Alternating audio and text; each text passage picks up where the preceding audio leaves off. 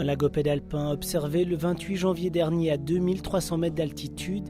Une image tout en sensibilité, mise en lumière par Sébastien Tinguely, photographe naturaliste.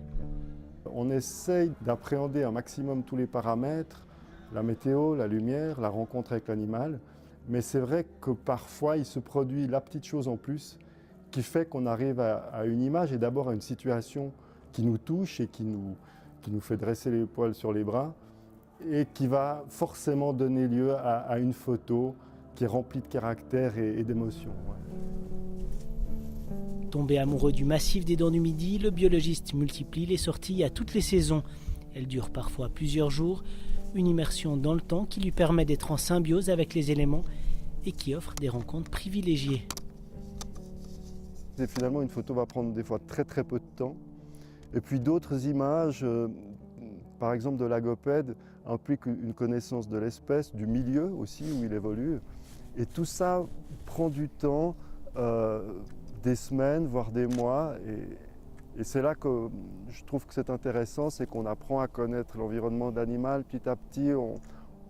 Je n'aime pas brûler les étapes. Hein. J'aime que les choses se fassent lentement et de manière assez synchrone avec la nature finalement. Parmi ses animaux de prédilection, le lagopède alpin ou encore le gypaète barbu. Au bout de son objectif aussi des espèces emblématiques des Alpes. Après, le photographe amène son regard. Le bouquetin, c'est un animal assez calme, posé, qu'on approche relativement facilement. Il n'est pas si facile à photographier dans le sens de faire une photo originale, avec un décor où l'animal est intégré dans son environnement. Le cerf est plus farouche. Alors évidemment que la période du brame est favorable pour le photographier.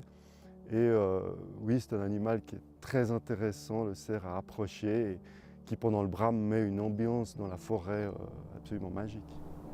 De son passage, il ne reste aucune trace, parfois juste une silhouette dans le paysage.